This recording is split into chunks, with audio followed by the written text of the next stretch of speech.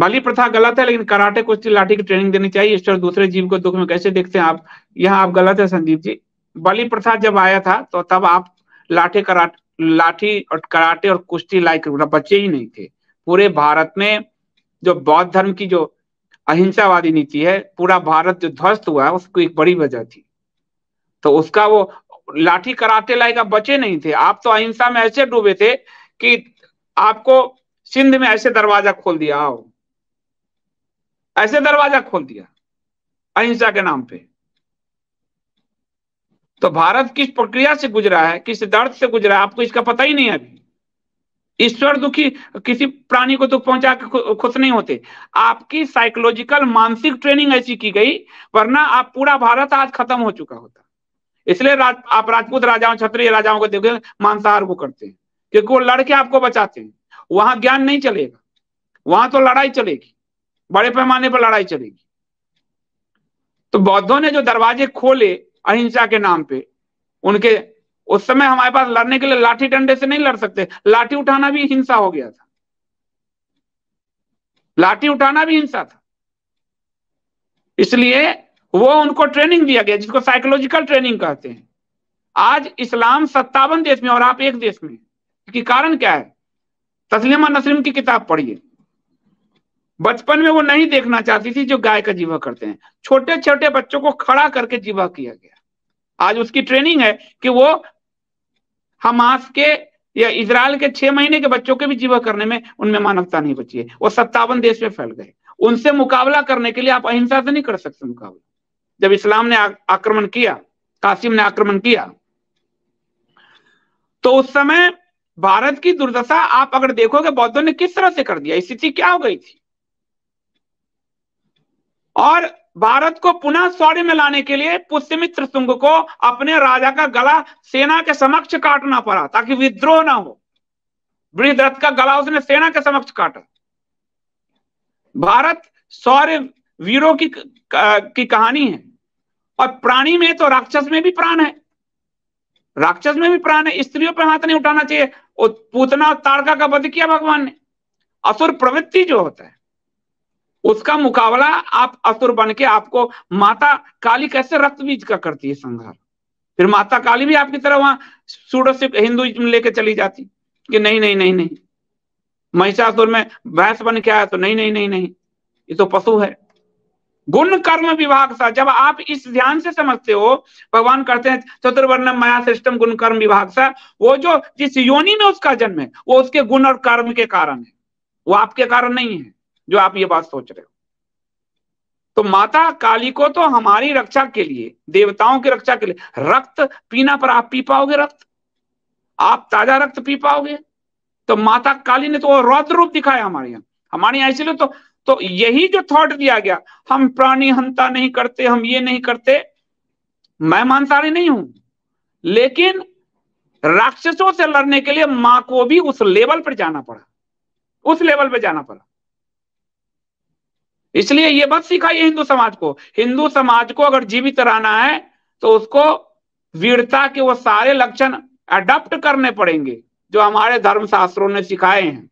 इसलिए विष्णु सहस्त्रनाम का जो मैं पाठ कर रहा हूं, भगवान विष्णु को उग्र कहा गया, प्रचंड कहा गया, प्रचंड उग्र कहा गया उनको। इसलिए इस बात को मत सिखाइए किसी को, नहीं तो आप चले जाएंगे, आपके परिवार पे फिर सरेंडर करते रहेंगे आप। इसलिए लाठी डंडा से आप नहीं कर सकते। लाठी डंडे से यहां तो हमें चक्कर आ जाता है, रक्त देख के चक्कर आ जाता है। जब मैं बचपन में था तो हमारे लिए मेरी नानी ने माना हुआ था, तो एक बकरे के बच्चे की बलि दी गई, तो दिमाग चकरा गया मेरा। तो हिंदू का बच्चा तो ऐसे मैं हो जाता है। अभी मेरे मित्र थे, जब मैं जागरण में था, तो ये एक अस्पताल है दिल्ली में, मौलाना आजाद अस्पताल, तो वो बता रहे थे, वो त्वचा रोग के डॉक्टर हैं, तो वो कह रहे थे कि जब हिंदू का बच्चा आता है और उसको इंजेक्शन देते हैं, मम्मा मम्मा मम्मा करने लगता है, और जब मुस्लिम का बच्चा आता है उसको इंजेक्शन देते हैं तो कहता है या अल्लाह। कैसे लड़ोगे आप? लड़ने आयो भाई। और ये आपकी जो दुविधा है, मैं आपको गलत नहीं कह रहा हूं, ये दुविधा राम की दुविधा थी। विश्वामित्र के साथ जब तारका का वध है तो राम हथियार अपने शस्त्र नहीं उठा पा रहे। वाल्मीकि रामायण बता रहा हूं कि कैसे कि स्त्री को मारूं। वो भगवान विष्णु राम की ये दुविधा है। आपको मैं इसलिए गलत नहीं कहूंगा क्योंकि दुविधा मानवीय संवेदना की है, वो दुविधा राम की दुविधा। और राम को भगवान विश्वामित्र कह रहे हैं कि राक्षस प्रवृत्ति स्त्री पुरुष नहीं देखती, और फिर राम उसको मारते हैं। तो इसलिए वीरोचित गुण होने चाहिए। और वो जो बलि प्रथा आई उसकी असली कारण यही था क्योंकि बौद्ध धर्म के कारण भारतीय समाज की बहुत क्षति हो चुकी थी, निर्वीर्य हो चुका था भारतीय समाज, शक्तिहीन हो चुका था भारतीय समाज। उसमें रक्त वो देख सके और उसके रक्त में उबाल आ सके, इसलिए ये प्रथा आरंभ की गई। बड़ा साइकोलॉजी, भारतीय सनातन धर्म बहुत ही मनोवैज्ञानिक धर्म है, इस बात को समझिए। और जिस एरिया से अटैक होते थे, ये पूरा पश्चिम उत्तर आप देखोगे, उस एरिया में पूर्वोत्तर में वहां बलि प्रथा आरंभ हुई। आज भी कुछ एरिया में है। और बलि प्रथा जब हम लोग जैसे शाकाहारी, हम लोग के घर में तो कदुआ जो होता है उसकी बलि देके, और प्रतीकात्मक बलि होती है, कदुए की बलि देते हैं, जान पशु की नहीं देते, कदुए की देते हैं। देखिए अनिमा जी करें, मेरे बेटे ने 5 साल में बलि देखी और 2 दिन तक बुखार में। हम हिंदू बच्चों का ये हालत है। हमारा बेटा भी एकदम शाकाहारी, वो तो वो किसी जानवर, कीड़े को भी मैं को मारने नहीं दे सकता। वो कहता आप ये क्या कर रहे हो? मैंने कहा लड़ेगा कैसे? कीड़ा को अगर मैं मार दूं, घर में कोई कीड़ा है मैं मार दूं, तो मेरी पत्नी कहती जाओ नहा के आओ, तुमने एक जीव हत्या कर दिया। तो जब वो सब हमला होगा तो कुछ नहीं समझ में आएगा। आपका लॉजिक गलत है। पहले तलवार से ही लड़ाई होती थी, आप अजीब इंसान। आज का जानवर कौन सा रूप धारण करके लोगों पर अटैक कर रहा है? असल में आपकी बुद्धि मति भ्रष्ट है। तलवार से ही लड़ाई होती थी। तलवार से जब कासिम ने जो हमला किया तो गेट खोलने वाले बौद्धों के पास कोई तलवार नहीं थी। बौद्धों के पास कोई तलवार नहीं थे, गेट खोलने वालों के। सारे सामंत जो थे, राजा दाहिर के बौद्ध, वो सब सरेंडर कर गए। तलवार उठाया ब्राह्मण ने, राजा दाहिर ब्राह्मण था। आपकी मानसिक विकृति उस स्थिति में पहुंच गई है कि कभी भी आप धर्मांतरण कर सकते हो। ये स्थिति है आपकी। कौन सा पशु क्या पहुंचा रहा है नुकसान? तो ये तो माता दुर्गा से पूछना, महिषासुर क्या पहुंचाने आया भैंसा रूप धर के। पहले के राजा जो थे क्षत्रिय, वो शिकार करने क्यों जाते थे? वो आपकी तरह साग पात खा के रहते तो क्या वो लड़ाई? महाराणा की जो आप महाराणा का उठा सकते थे कभी आप भाला? तलवार उठा सकते थे आप? उठा लोगे? राणा सांगा जितने घाव खा लोगे? एक घाव में तो हाथ में बन्नी पट्टी कराते चलोगे। तो क्षत्रियों की ट्रेनिंग होती थी। बच्चा बचपन से ये बात देखता था कि घाव खा के उसका पिता आ रहा है, बलि प्रथा हो रही है, तो वो उसमें ट्रेंड हो जाता था। और इसीलिए वो क्षत्रियों की ट्रेनिंग थी। उसमें वैश्य और शुद्ध समाज नहीं आ सकता था, ब्राह्मण समाज। इसलिए चूंकि आपका अध्ययन नहीं है, जरा भी अध्ययन नहीं है, आप उस कुतर्क के जाल में फंस चुके हो जो आपको ये नियो हिंदूज, नियो बौद्ध के जो कुचर्क है। जो क्यों हो गया बौद्ध धर्म एक समय पूरे पूर्वोत्तर पूरा जो इधर का था, कहां चला गया बौद्ध धर्म? क्यों गायब हो गया बौद्ध धर्म? क्यों दलाई लामा मारे मारे फिर रहे हैं भारत में? क्यों नहीं लड़ लिया दलाई लामा? कहां गया बौद्ध धर्म? जिस भारत से उत्पन्न हुआ वो कहां गया? शिवाजी, बिना रक्त देखे क्षत्रियत्व आपको कहां से आएगी? किधर से आएगी? आप मत खाओ, आपको तो कोई नहीं खा रहा, मैं भी नहीं खाता हूं, बिल्कुल मत खाओ। लेकिन जो लड़ने वाले हैं, योद्धा हैं, जिन्होंने बचाया, उनको तो कम से कम अपमान मत करो। शक्ति की परंपरा रही है भारत में, जो भी परंपरा रही है, मैं वह हर परंपरा के साथ हूं। उसके अपने लॉजिक हैं, और वो लॉजिक है, कम से कम पढ़ो, अध्ययन करो कि सिंध कैसे घुटने पे आया, किन वजह से आया। आज भी बामियान में बौद्ध तोड़े जा रहे हैं, मूर्तियां। और बर्मा का एक बौद्ध साधु क्षत्रियत्व के गुण के साथ आया तो रोहिंग्याओं को भागने पर मजबूर कर दिया। तो ये मत समझो कि आप बहुत मानवीय संवेदना के साथ करो। ये मानवीय संवेदना नहीं, इसको मूर्खता बोलेंगे, इसको मूर्खता बोलेंगे। क्योंकि अब जिस 57 देशों से लड़ने जा रहे हो वहां पर डंडा दे के अपने अहिंसा के भाषण, आप में और गांधी में क्या फर्क रह गया? फिर गांधी भी यही कहते कहते, गांधी ने यही कहा, आपके लिए बहुत अच्छी बात कहा, पर गांधी ने 10-20 लाख हिंदू मरवा दिए यही कह के। लेकिन भारत यदि लड़ रहा होता तो अंग्रेजों को मार रहा होता, 20 लाख नहीं बढ़ते। सबके साथ शस्त्र उसने छीन लिए, पाठा का शस्त्र उसने छीन लिया। जो भी आप जो चौड़ा चौड़ी कांड में वो एक ऊंचाई के आंदोलन को उसने कहा ये अहिंसा हो गई, अब हम नहीं करेंगे, और बैठ गया। वो बैठ गया, और बैठ गया तो क्या हुआ उसके बाद? उसके बाद भारत का पराजय शुरू हो गया। जिनसे मुकाबला करो अपने शत्रु को तो जानो कम से कम। कुतर्क करने से कोई फायदा नहीं है। जाओ उस शत्रु को सिखाओ जो ठीक कर रहे हैं, बकरीद वाले को सिखाओ, उनको जाके सिखाओ। हमारे जो शक्ति की उपासना करते हैं, मैं नहीं करता, मैं पर्सनली कहता हूं कि भाई मैं मांसाहारी नहीं हूं, मैं गलत उसको कहूंगा, लेकिन धर्म के रूप में वो धर्म को जीवित किए हुए लोग हैं, उनका मैं क्यों बुराई करूं? वो तो खुद आदि शंकर चले गए थे अपनी बलि देने के लिए, अपना ही गर्दन समर्पित करने के लिए। जगदीश ठाकुर जी कह रहे हैं, हम आपकी हर बात अपने आप में पूर्ण, हम क्षत्रिय, हम शुद्ध शाकाहारी, मगर हम नपुंसक नहीं, हम हर समय धर्म युद्ध। बिल्कुल सही बात है। क्षत्रियों का वैसा ट्रेनिंग होता है, ब्राह्मण का अपना ट्रेनिंग है, क्षत्रियों का अपना ट्रेनिंग है। ब्राह्मण के बच्चों को अगर वो देखने लगेंगे युद्ध तो उनकी हालत खराब हो जाएगी। क्षत्रियों के बच्चों का पिता आ रहा है घाव लेके, तो वो उस गर्व के साथ खड़ा हो जाता था। वैश्यों की अलग ट्रेनिंग है, क्षत्रिय व्यापार में उस तरह से सफल नहीं हो सकते जो वैश्य हुए। और स्किल में, जो सर्विस सेक्टर और स्किल है, उसमें शूद्रों की अलग ट्रेनिंग थी, वो स्किल ब्राह्मण क्षत्रियों में नहीं हो सकता। तो हमारे जो वर्ण व्यवस्था स्किल्ड था पूरी तरह से, और बचपन से हमें पता था हमें क्या करना है, स्किल्ड था पूरा पूरा। लेकिन हमारे को तो पता नहीं क्या क्या पढ़ा दिया गया है। तो हमारे अंदर वो आ गई वृत्ति, हमको ये नहीं कर। बिल्कुल मत करो, मैं नहीं कह रहा हूं कि आप पशु मारो, मैं आपको नहीं कह रहा हूं, पर हमारी बलि प्रथा का जो साइकोलॉजिकल पक्ष है उसको कैसे इग्नोर कर रहे हो?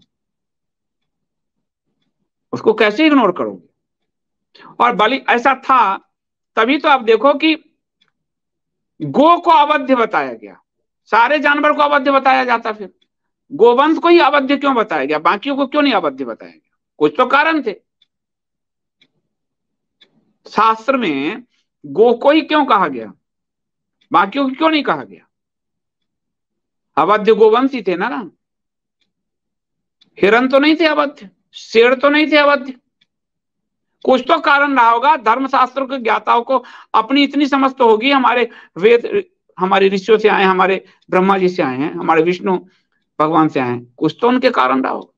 एक संजीव, मैं अपने कई वर्षों से फॉलो करता हूं, आपके वीडियो को व्हाट्सएप पर शेयर भी करता था, लेकिन आज के आधुनिक लड़ाई में बलि का कोई महत्व नहीं रहा। ये बात आप मुझ पर मानसिक रूप से आपको ये बोला। इनका पुराना कमेंट दिखा दो, आपकी अपनी भाषा दिखिए।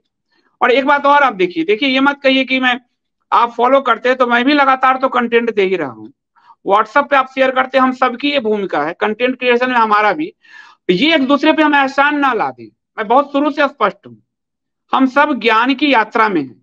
आपकी भाषा जरा दिखा दीजिए। आपको इसलिए बोला क्योंकि आपकी भाषा खराब थी, और आपको मालूम है कि जिसकी जैसी भाषा में वैसे ही जवाब देता हूं। आपकी खुद की भाषा देख लिया। इससे पहले वाला कमेंट देखो, आपका लॉजिक 2 साल पहले का, आज ये प्रासंगिक नहीं। आप मानसिक रूप से बीमार है। मैंने मांस खाना रहा, ईश्वर के नाम पर बलि डॉक्टर के। मानसिक रूप से बीमार किसने शब्द बोला था? आप क्या चाहते हो कि आप हमसे खराब भाषा में बोलो और मैं आपसे प्रेम की भाषा में बोलूं? ये नहीं मेरे से होता। मैं गांधीवादी नहीं हूं, मैं स्पष्ट कर चुका हूं। आपकी भाषा का ही जवाब मैं आपकी भाषा में दूंगा। आप प्रेम से बोलोगे तो प्रेम से बताऊंगा, आप नफरत से बोलोगे तो नफरत से बुलाऊंगा, आप आवेश में बोलोगे तो मैं आवेश से जवाब दूंगा।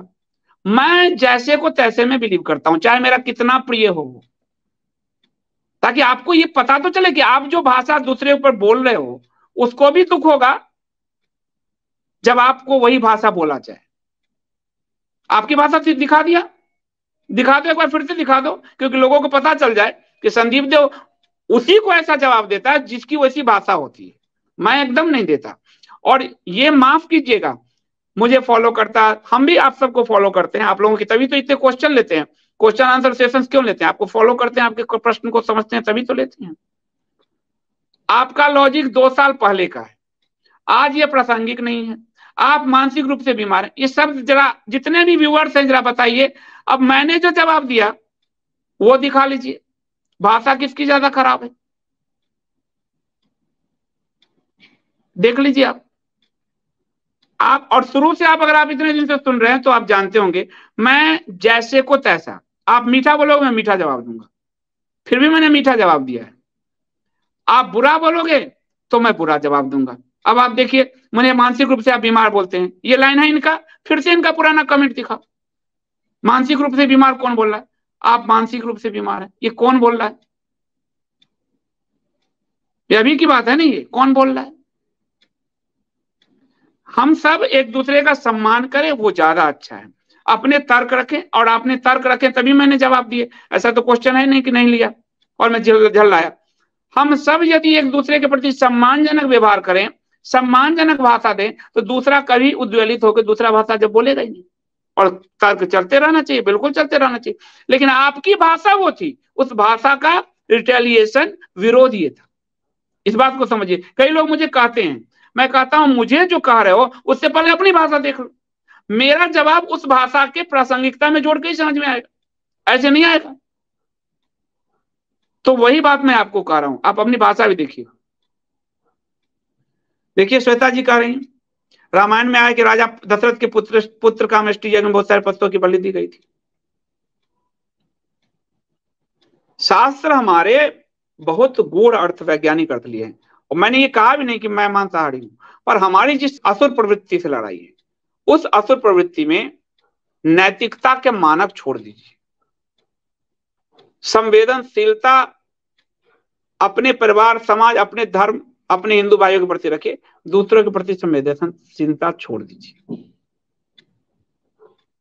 लड़ाई बराबरी का तब होगा, नहीं तो नहीं होगा। नीलम जी करें, काट ही दे पे कदली फले कोटि जतन को सींच, बिना नमान खगेश सुन डाट ही पे नब नीच।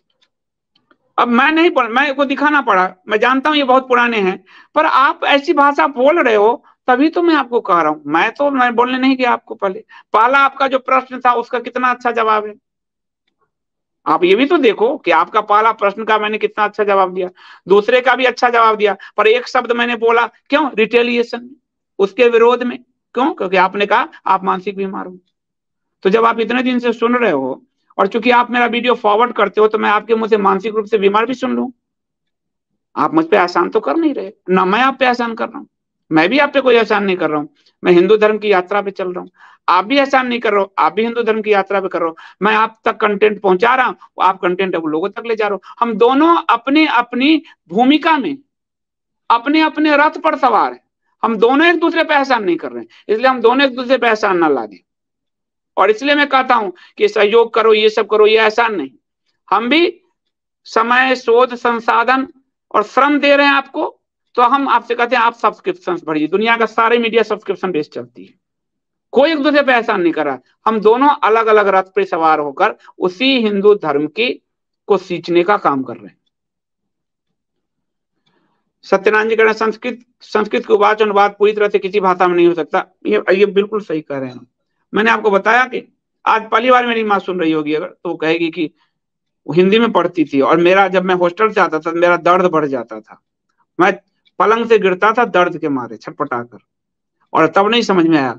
14 में जब समझ, मेरी पत्नी भी हिंदी में करने लगी, तो वो बीमार रहती थी हर नवरात्रि, तो ये समझ नहीं आ रहा था। तो ये नहीं कि हमने कोई प्रयोग किया, अचानक से वो पूजा मेरे में ट्रांसफर हो गई, मतलब वो पूजा मुझे करना पड़ा। पत्नी का एक बहुत बीमार पड़ी तो वो किया, तो वो तब से मैं संस्कृत का पाठ करने लगा। संस्कृत के पाठ करने के बाद मेरे घर के ऑरा ही बदल गई, अब कोई बीमार नहीं रहता। हम कोरोना भी झेल गए, हमें कोई बीमार नहीं रहता। वो मंत्र जोड़ देता है ब्रह्मांड से। तो ये मैं अपने घर का भी दोष बता दे रहा हूं आपको, ऐसा आपको कोई नहीं बताएगा। एक को जरा बता, एक बार बुलाओ। वो कह रहे हैं कि सोचा था जब बीपीएससी पास करके आपकी यात्रा में योगदान दूंगा। बिल्कुल दीजिए, आप बीपीएससी पास कीजिए, मेरी शुभकामनाएं हैं। परंतु बलि का विरोध करने पर आप और आपके समर्थकों ने, भाई आप अपनी भाषा क्यों नहीं देख पा रहे हो? एकता की भाषा, आप अपनी भाषा, फिर इनकी भाषा दिखा दो। उंगली जो हमारे और समर्थकों पे कह रहे हो, 3 उंगली आपकी तरफ भी तो है। आप अपनी भाषा क्यों नहीं देख पा रहे हो? यही तो सबसे बड़ी, नरेंद्र मोदी को अपनी गलती नहीं दिख रही। फैक्ट देने पर भी नरेंद्र मोदी और उनके समर्थकों की गलती नहीं दिख रही। आपके फैक्ट दिखा रहा हूं, आप मानसिक रूप से बीमार हैं, ये आपको फैक्ट दिखा रहा हूं, आपकी भाषा दिखा रहा हूं, फिर भी आप कह रहे हो। आप देखो क्या करें, आपका लॉजिक गलत है। पहले तलवार से ही लड़ाई, आप अजीब इंसान, आपका जानवर कौन सा रूप धारण करके लोगों पर अटैक कर रहा है। देखिए अब आप अपनी भाषा क्यों नहीं देख रहे? अपनी 3 उंगलियां अपनी तरफ देख लो। मतलब आप हमारे समर्थक या आपके भी मित्र हैं, और मुझे कह रहे हो मेरे समर्थक कह रहे हो, आप भी हमारे समर्थक हो, और आपको चूंकि आईना दिखा दिया गया तो अब आपको कुछ और ही लग रहा है। भाई अपनी भाषा तो देखो। आप यहाँ जितने लोग हमसे पूछ लो कि आपकी भाषा कैसी है, हमेशा अपनी देखना चाहिए कि हम क्या कर सकते हैं। उसका भी स्क्रीनशॉट ले लो। आप अपनी भाषा तो देखो, आप अपनी भाषा देख नहीं रहे हो, हम पे हमला कर रहे हो, हमारे समर्थक कह के हमला कर रहे हो। ये आप ही के भाई हैं, भाई हिंदू हैं, और कह रहे हो वाह क्या एकता। एकता के लिए आपका भी तो भाषा उचित होना चाहिए हिंदुओं के प्रति। एकता तो तब होगी ना जब दोनों तरफ की बात हो। हिंदू तो नरेंद्र मोदी भी हैं, हिंदू तो मोहन भागवत भी हैं जो गाय खाने को बात कर रहे हैं, हिंदू तो राम माधव भी है। तो क्या करूं, गले मिल लूं उनसे मैं?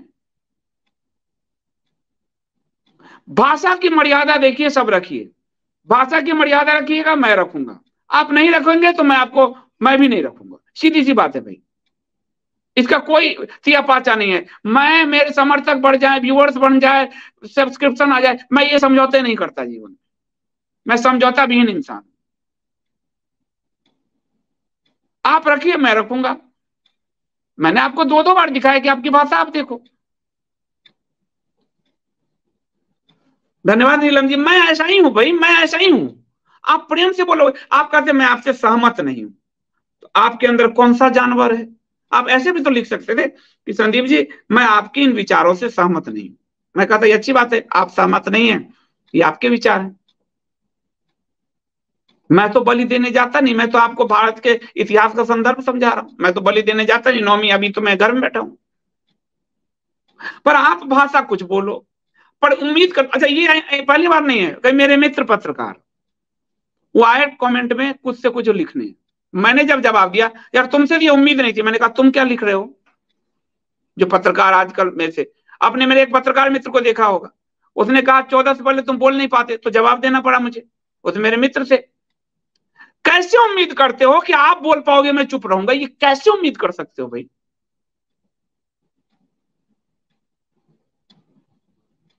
आप जैसा बोलोगे मैं वैसा जवाब दूंगा। एक मेरे मित्र हैं वकील मनीष समाज से, वो हम ताजमहल का फोटो हमने डाले, तो उन्होंने कहा कि गए तो हमारे ताजमहल पर ही हो।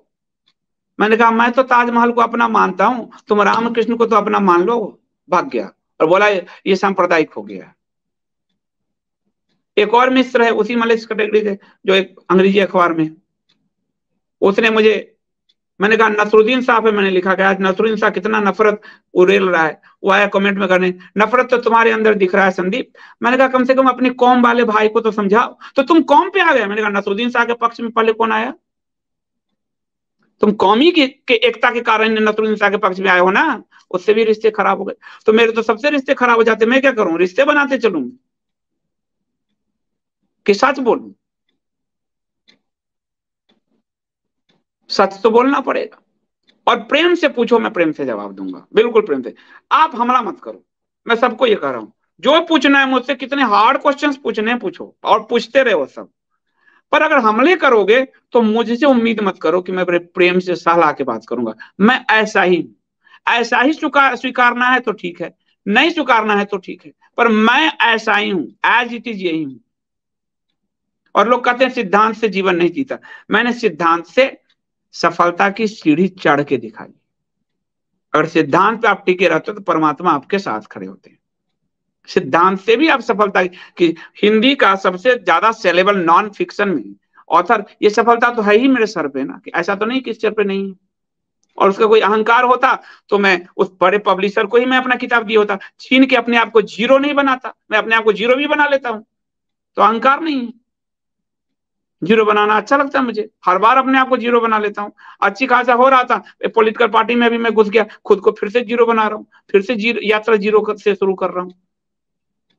तो मैं ऐसा ही, मैं अपने स्वभाव में फिट हूं। मुझे भगवान संकेत दे देते हैं अगर मैं गड़बड़ रहता हूं तो। बुरा मत मानिए, जो जिसको आप जैसा बोलेंगे मैं उसका जवाब देता हूं। आप अच्छा बोलिएगा, मैं हमेशा अच्छा रहता हूं। मैं किसी के साथ, आपने देखा होगा जितने लोग मुझ पे हमला करते हैं, मैं कभी भी शुरुआत हमले का नहीं करता, मैं हमले का हमेशा जवाब देता हूं। जैसा आप बोलेंगे वैसा मैं जवाब दूंगा, यही मेरी, मैं इस सिद्धांत को मानता हूं, मैं इस सिद्धांत पे चलता हूं। मेरा अपना सगा, वो भी अगर मेरे साथ बुरा बोलेगा, मैं कहूंगा अच्छी भाषा में आप बात करो। अगर आप बुरी भाषा में बात करोगे तो मैं बुरा, उतना ही बुरा व्यवहार कर दूंगा, क्योंकि मैं लौटा देना चाहता हूं। ये धर्म का सिद्धांत है, रखो मत लौटा दो। बुद्धि ह्रास के कारण अधिकांश हिंदू कुतर्की हो गए, व्लादिमीर कह रहे हैं। कुतर्क भी करे, अच्छी बात है, मैं कहूंगा उनका मैं जवाब दूंगा कि मेरा कर्तव्य है आपको जवाब दूं, कुतर्क का भी जवाब दूंगा, परंतु भाषा संयत रखिए। संवाद तभी हो पाएगा जब भाषा संयत रखेंगे, नहीं तो मैं असंयत हो ही जाता हूं। क्योंकि मेरा सिद्धांत है, नोट कर लीजिए आज से सब, और मैं लिखता रहा हूं, मैं जैसे को तैसा हूं। कांटा कभी रुई के फाहे से नहीं निकलता, कांटा कांटे से निकलता है। मैं गांधी नहीं हूं, मेरे आदर्श राम कृष्ण है। मेरी वाणी में आपको कभी भी अहिंसा जैसी चीजें नहीं मिलेगी। और मैं ये कह नहीं रहा हूं, मेरे शरीर से मेरे हाथ, शरीर तक, मेरे सर से शरीर तक आपको मेरे टाँकों के आप निशान गिन नहीं पाओगे। मैं ऐसा रहा हूं अपने स्टूडेंट लाइफ में, इसलिए मैं हूं वही, मैं कह नहीं रहा हूं, मैं असल में हूं वही। और मैं अपने स्वभाव से जरा भी अपने स्वभाव में शर्मिंदा नहीं हूं, न अपने स्वभाव में कार्य किसी तरह की कुंठा में हूं। मैं अपने स्वभाव को बहुत बहुत ही आनंद से जीता हूं, क्योंकि मुझे ये अपना स्वभाव पसंद है। सूर्य की रोशनी में उग्रता ही होती है, प्रचंडता ही होती है। हिंदू को प्रचंड ही होना चाहिए, क्योंकि 57 देशों से उसकी लड़ाई आज नहीं कल नहीं, 50 साल 200 साल 300 साल होनी है। उसकी प्रचंडता उसके अंदर होनी ही चाहिए। मैं नम्रता नहीं सिखाता, मैं नर्म बिछौने पे नहीं सोता। मेरे बिछौने भी तख्त जो है तख्त वाले होते हैं, नर्म पे सो भी नहीं सकता, सर्वाइकल है। तो मैं उसी प्रक्रिया में जीता हूँ। ये तो 12 में जॉब छोड़ने के बाद, मैं 12 से पहले मांसाहारी था, जॉब छोड़ा, फिर अपने धर्म की यात्रा में मैं जब लगा हूं तो वहां से मैंने मांसाहार त्याग दिया। वो मेरे अंदर से आया, ये नहीं कि किसी ने कहा मुझे। वो मेरे, जबकि मेरे पत्नी और बच्चे जन्मजात शाकाहारी हैं, जन्मजात, जन्म से ही शाकाहारी। लेकिन मैं 12 तक जो है, और 12 के बाद जब मेरी धर्म की यात्रा पे मैं निकला हूं तो मेरे अंदर से आया कि नहीं खाना। तो मैं जो आप कह रहे हो, तो मांसाहार मैं भी नहीं करता। साल में एक दिन, वो हमारे यहाँ एक प्रथा है मिथिला में, तो एक दिन हम मछली खा लेते हैं, साल में एक दिन। वो भी प्रथा है, इतना खुल के आपको शायद कोई अपने बारे में नहीं बताता होगा, क्योंकि मेरे जीवन में ना दुराव है ना छिपाव है, बहुत ही साफ सुथरा लाइफ है पूरा। तो इसलिए मैं जैसा हूं वैसा ही आपको स्वीकार हूं तो अच्छी बात है, नहीं स्वीकार हूं तो भी अच्छी बात है, क्योंकि मैं बदल नहीं सकता। मैं अपने स्वभाव के कारण ही तो इस सरकार से टकरा रहा हूं, वरना अपने स्वभाव को थोड़ा नम्र कर लेता तो मैं तो पावर एंजॉय कर रहा होता। मैं अपने स्वभाव का कुछ नहीं कर सकता, ये मैं आपको बताता हूँ। नीरज जी कह रहे हैं धर्मनिष्ठता बढ़ाने के लिए मस्जिद में भजन क्यों नहीं कराते। ये नहीं कराएंगे, क्योंकि उससे उनके खंडित हो जाएंगे काफिरों के बाद से, उनके कयामत नहीं आएंगे। तो वो अपने कयामत को सुरक्षित रखे हुए हैं, वो हमें खंडित कर रहे हैं ताकि हमारे जीवन, वो इसलिए थूकते हैं खाने में ताकि आपका धर्म भ्रष्ट हो। वो गाय का मांस मिलाते हैं, आज हमारा संघ कह रहा है खुल के गाय का मांस खाइए, तो गाय, तो आपका धर्म खंडित हो। और हमारे तो इतिहासकार, ब्राह्मण इतिहासकार रामचरण शर्मा कम्युनिस्ट थे, हमारे बिहार के थे, बेगूसराय, वो कि वेद में गाय खाने की बात है। जो मैंने आपको विष्णु सहस्त्रनाम के आदि शंकराचार्य के व्याख्या से, इस रामचरण से तो बहुत पहले पैदा हुए आदि शंकराचार्य। और वेद कि गो का मतलब क्या है, गाय, ओ का मतलब है पृथ्वी, गो का मतलब है इंद्रियां और गो का मतलब है वाणी, ये 4 अर्थ है। तो इंद्रियों पे नियंत्रण जो है आपको, उसको उन्होंने गायवध जोड़ दिया। ऐसे ऐसे लोग हुए हैं कम्युनिस्ट, क्या करोगे। हमारे पूरे इतिहास को दूषित किया गया है। वीना जी, संदीप जी कुछ नहीं होने वाला। आपने, यति जी ने मोदी को कितने ट्वीट किए, यति जी ने अपने रक्त से पत्र लिखे, कोई प्रभाव पड़ा, राक्षसों को टनों की मात्रा में सहायता भेज रहा है। होगा जब एकम सनातन भारत दल को सीट जीत लेता है, आप देखेंगे संसद से होगा। और ये जितने भी हैं, ये जो आज हम आपको यहाँ बता रहे हैं, कल संसद में बताया जाएगा, पूरी दुनिया को बताया जाएगा कि कौन लोग इसको सपोर्ट कर रहे हैं, फंड कहाँ से आ रहे हैं। हमारी पहुंच हो जाएगी उस फंड तक, उसको बताने तक फंड कहाँ से आ रहा है, तब आप देखेंगे। पिछले दिनों खुद ही भारत सरकार के आंकड़े हैं कि विदेश से जो फंड आए हैं, वो सबसे ज्यादा फंड कहाँ है, ईसाई मिशनरियों के पास। उस फंड का उपयोग कहाँ हो रहा है, आदिवासी इलाकों में। कुकी आपने देखा, कुकी को हथियार जैसे मिला है, और वो आदिवासी इलाके में हमारी माता दुर्गा को, ऐसे शब्द कहने के लिए मैं तो क्षमा मांगता हूं, और ये किया जा रहा है ताकि आदिवासी ये छोड़ दे। अब उसका अपना धर्म छोड़ दिया माता का, तो उनको तत्काल कुछ जैसे बौद्ध धर्म जैसा एक टोटका थमा दिया गया, कुछ भी, और उस टोटका के बाद धर्मांतरण आसान हो जाएगा, बहुत आसान। इसलिए होगा, यदि प्योर सनातनी सत्ता में पहुंच गए तो होगा।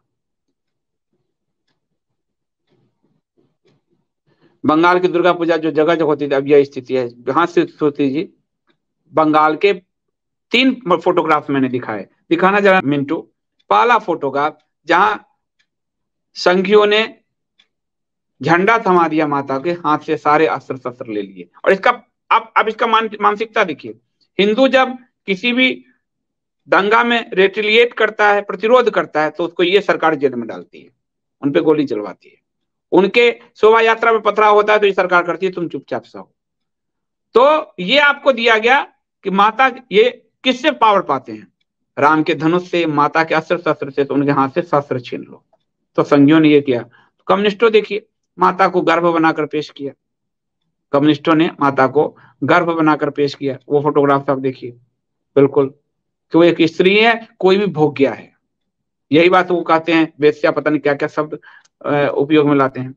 तो कम्युनिस्ट और इस्लामिस्टों ने वो दिखा दो, नमाज पढ़वा दिया।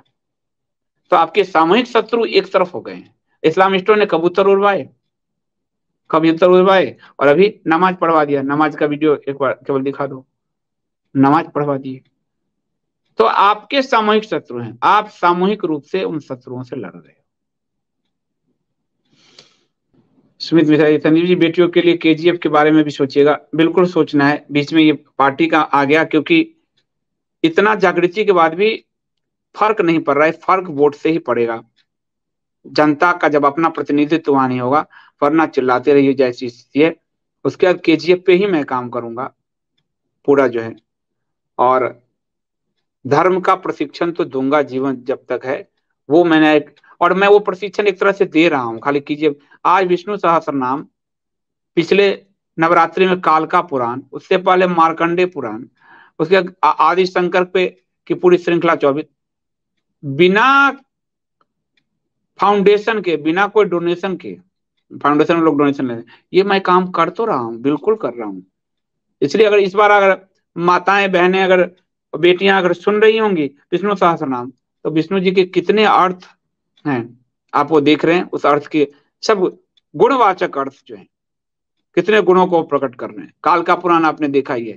तो वो प्रयास में जब तक वहां संगठित रूप से जो होगा एडमिशन, ये वो, उसकी जगह मैं कम से कम JWSD के जरिए कर रहा हूं।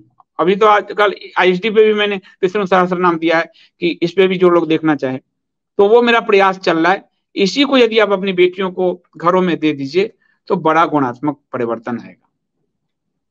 नीलम अवस्थी जी धन्यवाद। संदीप जी ये बात 200% सही है। एक डॉक्टर ने ये बात बोला कि एबॉर्शन के लिए बहुत लड़कियां आती है, बिल्कुल सत्य है। मैं अब देख रहा हूँ, सही बात। मैंने अखबार में मैंने रिपोर्टिंग की हुई है, और अखबार में इसके सर्वे छपते हैं। अभी कुछ दिन बाद आपको छपने लगेगा। गुजरात के गरबा पे सर्वे छपता है। एबॉर्शन बढ़ जाता है नवरात्रि के बाद, कंट्रासेप्शन जो पिल्स है उसकी बिक्री बढ़ जाती है, कंडोम की बिक्री बढ़ जाती है, गर्भ जांचने वाला जो मशीन आता है, वो प्रेगनेंसी वाला किट, उसकी बिक्री बढ़ जाती है। ये सब नवरात्रि के बाद, और ये पूरा मार्केट बना दिया गया, पूरा मार्केट। इसलिए मैंने उस दिन कहा था हर माँ को, बेटी को वो पुस्तक देने के लिए, जो हिंदू थॉट जो है उनके पीरियड्स का, उसको कैसे मार्केट करके पैसा बनाने का धंधा किया गया है।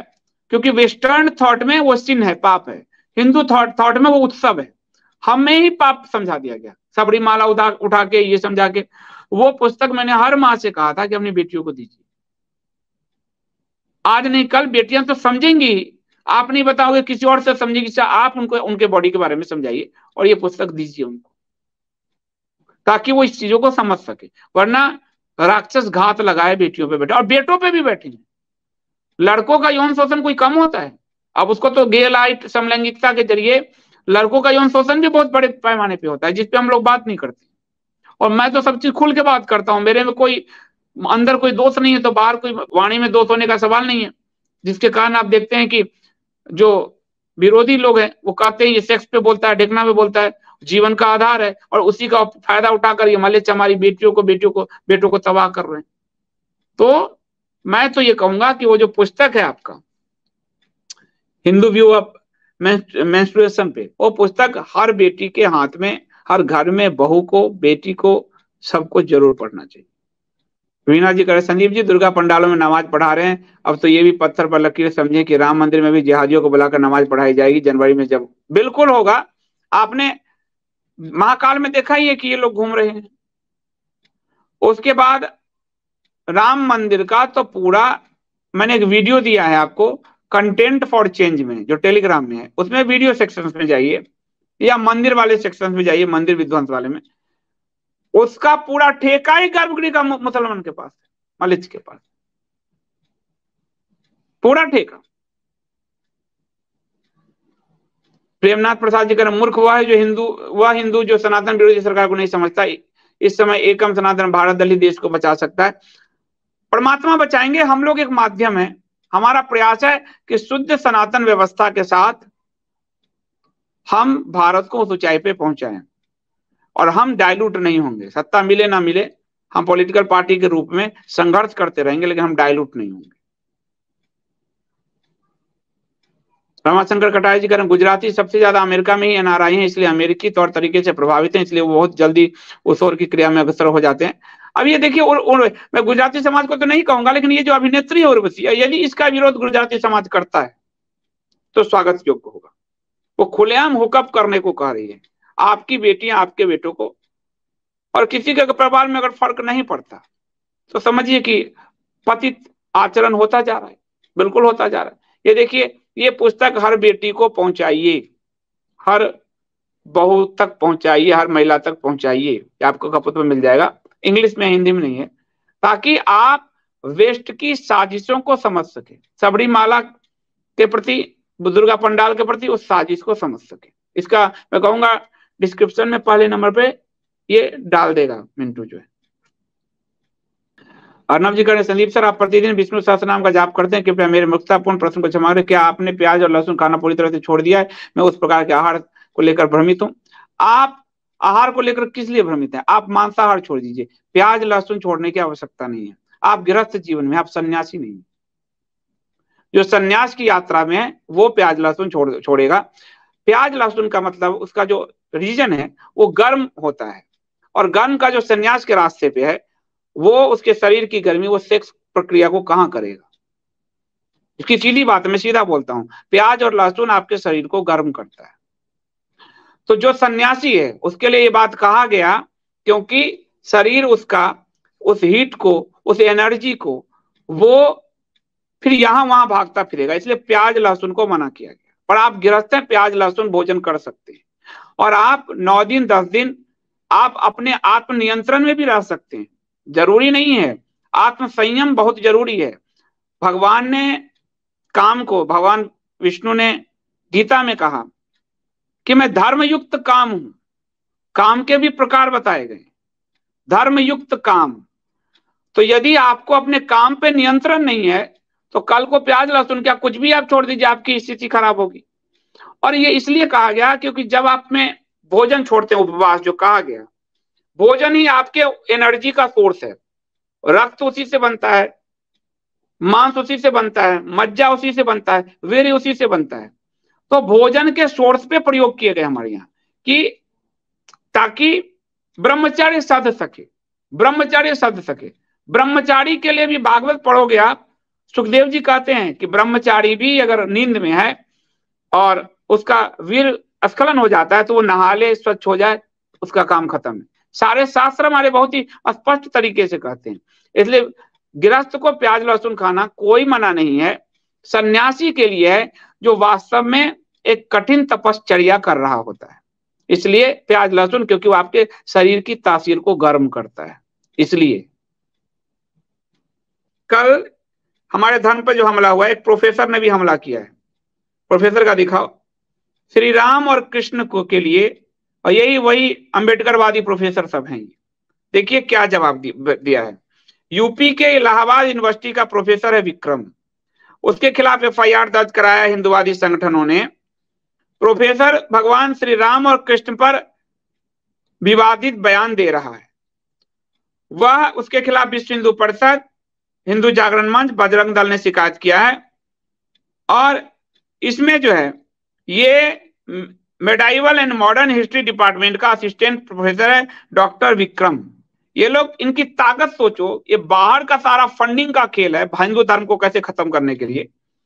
उस पे आईपीसी की धारा 153 ए यानी धर्म के आधार पर वैमनस्यता फैलाने आदि के लिए उस पर एफआईआर दर्ज हुआ 295 ए 66 के तहत। वो कह क्या रहा था, आप अगर आप देखेंगे, वो कह रहा है प्रोफेसर विक्रम, उसने एक्स पर यानी ट्विटर पर लिखा, हिंदू देवी देवताओं के लोग के लिए रोज अभद्र टिप्पणी करता है, फिर यूपी में इस पर कार्रवाई नहीं होती, और रोज ही वो स्टूडेंट को भी भड़काता है। वो लिखता है कि आज प्रभु राम होते तो मैं ऋषि शंभुक का वध करने के लिए उनको आईपीसी की धारा 302 के तहत जेल भेजता, और यदि आज कृष्ण होते तो महिलाओं के हरासमेंट का केस में उनको जेल भेजता। ये बात वो लिखता है। ये पाता कहां से ताकत? अम्बेडकर जी से, उसी पेरियार से। भारत नहीं ऊंचा उठ सकता। भारत ने अपने धर्मशास्त्र, अपने देवताओं को, कोड़े मारने वालों को यहाँ पे राष्ट्र में सम्मान दिया। पेरियार के जन्मदिन को मोदी मनाते घूमते हैं, अम्बेडकर के नाम पे पंचतीर्थ करते घूमते हैं। तो ये उसी थॉट का, और इस थॉट को बाहर से बहुत पैसा मिल रहा है। ये थॉट और अब्राहमिक थॉट हिंदू धर्म से को बाहर से तोड़ रहा है, और नेता उन दोनों थॉट के दलाल हैं। यही फैक्ट है। इसलिए ऐसे लोगों पे कार्रवाई नहीं होती है। और एकम सनातन भारत जब आया, या कभी हम संसद में पहुंचे भी, तो ऐसे लोगों की यात्रा जेल ही यात्रा होगी। जब कोई पैगंबर मोहम्मद पे बोले और उसको जेल में डाल देते हो, वो नहीं भी बोले तो भी काजल हिंदुस्तानी को, तो ये क्यों आजाद घूम रहा है, इसको भी जेल में डालो। ये बहुत आवश्यक है। एसएमके कर संदीप जी, सरकार ने सीधे होम लोन इंटरेस्ट को 1% बढ़ा दिया है हमारे शोषण करने के लिए, और दूसरी तरफ हमारे टिड्डो देश को लुटाया जा रहा है। कृपया, मैं तो उठा ही रहा हूं, मैं तो खुद होम लोन का शिकार हूं। होम लोन से ही मैंने अपने मकान लिए हैं, जिस मकान में बैठा हुआ हूं। और होम लोन कहां से कहां पहुंच गया, ये हमको टैक्स, ये औरंगजेब की तरह टैक्स मार के हमसे और टिड्डो को ये आगे बढ़ा रहे हैं। हम अपनी पार्टी में टैक्स के पूरे संरचना को ही रिकवर करने जा रहे हैं। इनकम टैक्स हो या होम लोन हो, ये पूरा प्रक्रिया, क्योंकि खर्चे आप ये जो 34,000 करोड़ दे रहे हो, ये जो नेताओं पे खर्च कर रहे हो, ये जो टिड्डो पे खर्च कर रहे हो, उनकी पॉलिसीज पे खर्च कर रहे हो, 80 करोड़ लोगों को भिखारी बनाकर रखे हो। उस खर्च को अगर संयमित किया जाए तो आपके कई खर्चे बढ़ जाएंगे, बहुत सारी। लेकिन ये अपने वोट के लिए तो फ्री का माल बांटते हैं। ये जो विज्ञापन में 6,000 करोड़ का विज्ञापन दे रहे हो अखबार में, मीडिया में, इसकी क्या जरूरत है? काम आप अच्छा कर रहे हो तो बोलेगा काम आपका। कांग्रेस आदि को तो पीछे छोड़ चुके हो। तो ये मिडिल क्लास के शरीर से एक एक बूंद खून निचोड़ लेना चाहते हैं। ये हाई प्रोफाइल जो कॉर्पोरेट है उसको टैक्स छूट देते हैं, और ये जो नीचे एकदम, उसको याचक भिखारी बना के रखा है 80 करोड़ लोगों को। और सारा मिडिल क्लास का एक एक बूंद खून चूसते हैं। और यही मिडिल क्लास उनके राष्ट्रवाद और हिंदुत्व के नारे और झंडे ढोता है। तो जो ढोता है वही पीड़ित है, इसलिए धर्मो रक्षिता रक्षिता कहा गया। आप देखिए, जो इनके विचारों को ढो रहा है उसी का खून वो निकाल रहे हैं, उसी से वो टैक्स वसूल रहे हैं। फिर भी वो देश के नाम पर ऐसे ऐसे करता है। देश के नाम पर चीन हमारा ले गया जमीन, देश के नाम पर प्रधानमंत्री इजराइल के साथ हैं कि फिलिस्तीन के साथ, यही नहीं पता चलता। कभी इजराइल पर कमेंट करते हैं, कभी फिलिस्तीन पे कमेंट करते हैं। आज फिलिस्तीन को राहत सामग्री भेजती है गाजा में। तो इनकी विदेश नीति, राष्ट्र की नीति सब धूमिल है। पर वो जो मिडिल क्लास झंडा उठाता है वो कहती है ये तो मूर्ख है, इसी का खून चूस दो। और ये कहा भी गया, जिसके रक्त से वृद्धि होती है, जिसके रक्त से वृद्धि होती है, रक्त तो उसका ही चूसा जाएगा ना। तो ये मिडिल क्लास के रक्त से सरकार की वृद्धि हो रही है, तो चूसेगा किसको सरकार? उसी को। अडानी को तो कोल में, अडानी को तो पैसा दे रही है सरकार, सरकारी पैसे, जनता के पैसे से उसका बिजनेस करवा रही है। और नीचे वो फ्री राशन दे रही है और आपको चूना लगा रही है। और आप चूना लगवाने के लिए, आप माने हम मिडिल क्लास, और झंडा उठाने के लिए तैयार बैठे। तो ये बात तो सच है और मैं उठाता हूं, उठाता रहूंगा। नवीन जी बहुत बहुत धन्यवाद, thank you so much. Saroj ji, Ekam Sanatan Bharat दल ने सभी पार्टियों की पूंछ में आग लगा दी है, तभी तो ये सब प्रपंच रच रहे हैं। हमें बहुत ही सावधान रहने की, बिल्कुल बहुत सावधान रहने की आवश्यकता है। हम तो लगातार सावधान हैं। उन्होंने बड़े पैमाने पे सबको उतारे हैं, पर हम लड़ रहे हैं और यही हमारा टेस्ट है। अगर हम मानसिक रूप से टूट गए तो हम इस लायक ही नहीं थे। यदि मानसिक रूप से बने रहे तो हम इनसे लड़ लेंगे। अंकित जी कह रहे हैं प्रणाम संदीप सर, आप जिस तरह से बीच बीच में एसबी की खबर English and Hindi media cover करता है, ऐसा लग रहा है कि एसबी का विस्तार हो रहा है। धीरे धीरे रे मना, धीरे सब कुछ हो। माली सींचे सौगरा ऋतु आए फल हो। कितना ही हम सौगरा पानी डाल दे पौधे में, पेड़ में, फल तो तभी आएगा जब उसकी ऋतु आएगी। तो इस वजह से धीरे धीरे हम बढ़ेंगे, क्योंकि हमारे पास संसाधन भी कम है, तो हम धीरे धीरे ही बढ़ेंगे। पॉलिटिकल पार्टी खड़ा करना बहुत टफ काम है, बहुत टफ काम है। इसलिए कोई हिम्मत नहीं कर पाता, जो करता है बड़ी पार्टियां उसको खा जाती है। इसलिए देखोगे अभी के समय जो पॉलिटिकल पार्टी खड़ी हुई वो सब कोई क्षेत्रीय जातिवादी पार्टी, कुनबावादी पार्टी, इन सब बड़े लेवल पे, भारत के लेवल पे बड़ी पार्टी कहाँ खड़ी हो पाई? कांग्रेस और भाजपा। और कौन सी बड़ी पार्टी है? बहुजन समाज पार्टी खड़ी हुई थी, पर वो भी यूपी तक ही सीमित रही, पर वो राष्ट्रीय थी। अभी आम आदमी पार्टी को राष्ट्रीय का दर्जा मिला है, 2 जगह उसकी सरकार है, तो बड़ी पार्टी है तो कहाँ खड़ी हो पाती है? नवीन जी कह रहे संदीप सर, मेरे घर में मेरी माता जी कहती है कि नवरात्रि कलश स्थापना सहता नहीं है, इसलिए मैं नवरात्रि में कोई साधना नहीं कर पाती, तो कोई उपाय है?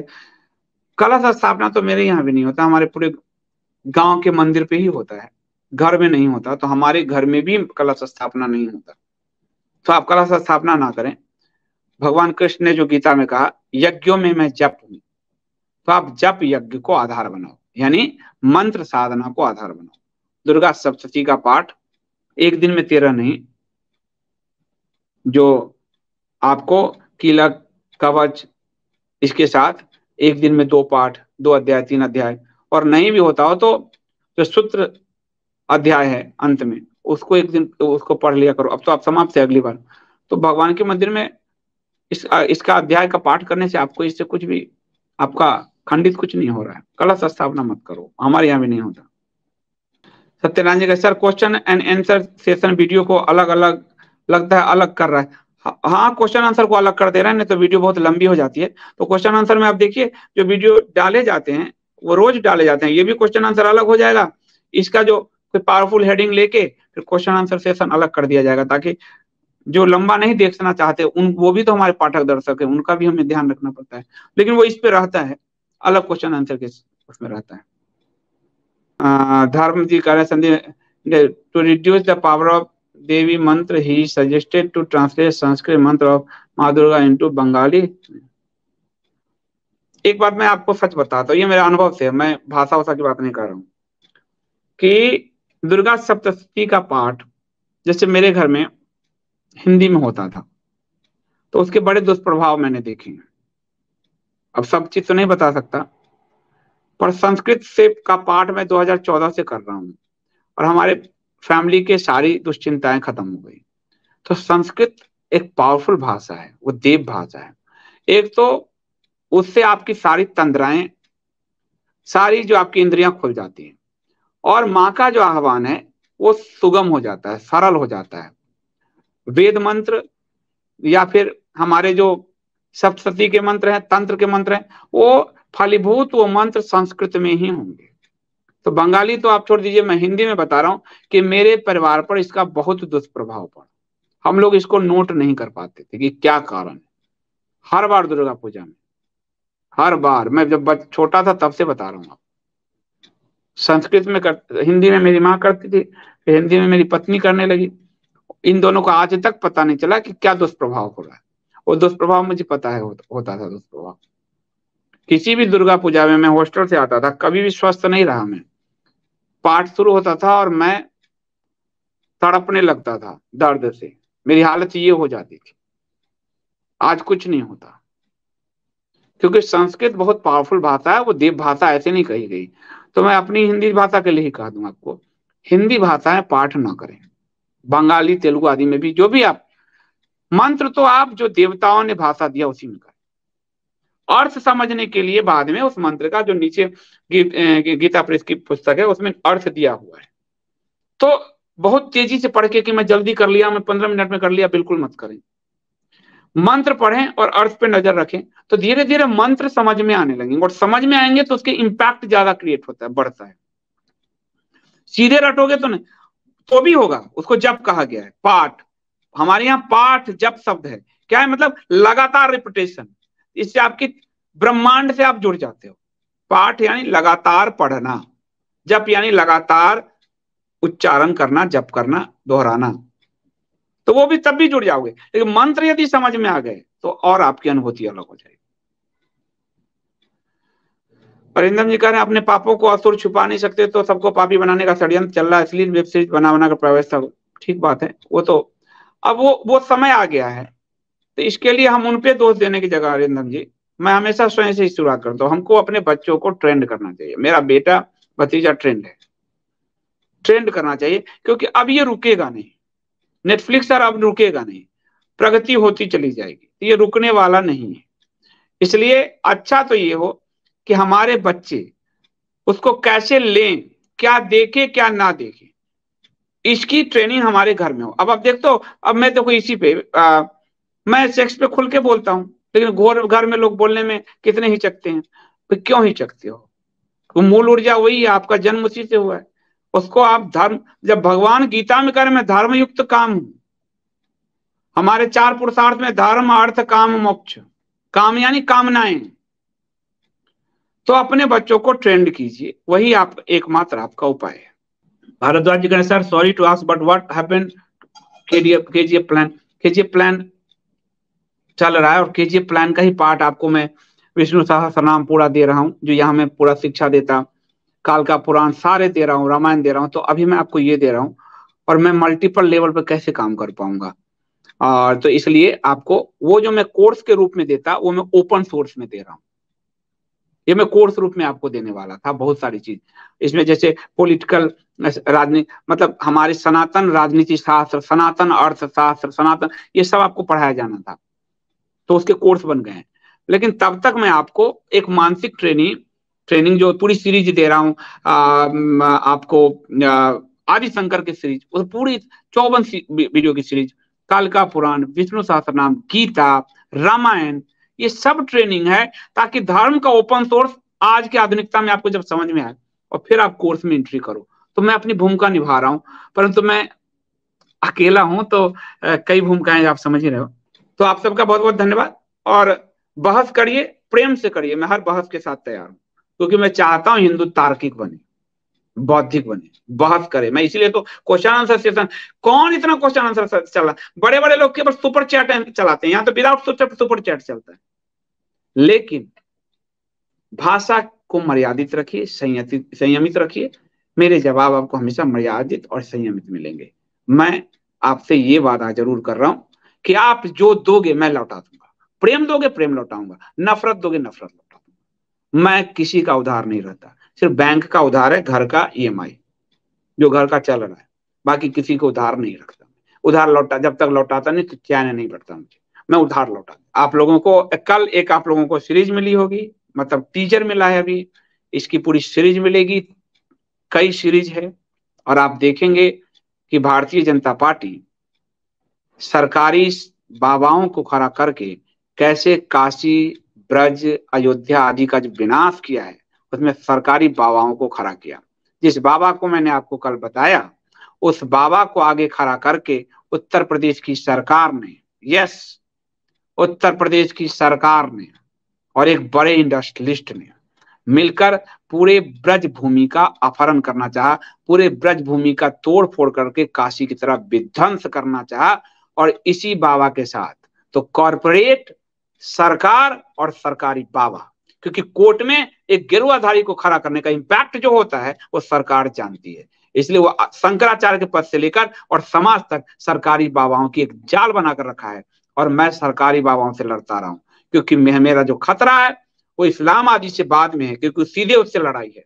खतरा घर के भेदियों से, जो हमारे पीठ पे चाकू घुसेड़ सकते हैं। दुश्मन तो सीने पे मारेगा, ये घर के भेदिए हमारे पीठ पे वार कर रहे हैं, हमारे धर्म क्षेत्र को तबाह कर रहे हैं, हमारे धर्म को तबाह कर रहे हैं, हमारे शास्त्रों को तबाह कर रहे हैं। इसलिए, और ये पहली बार नहीं है, दिनारी बाबा जो तमिलनाडु वाला है, वो उसके प्रति भी आपने सीरीज देखी है, आपने मेरी सीरीज देखी है, मैं सब पे बोलता रहा हूं।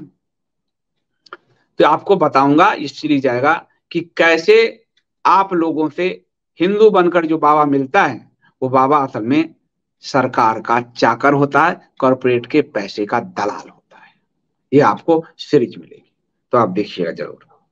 थैंक यू सो मच आप सबका।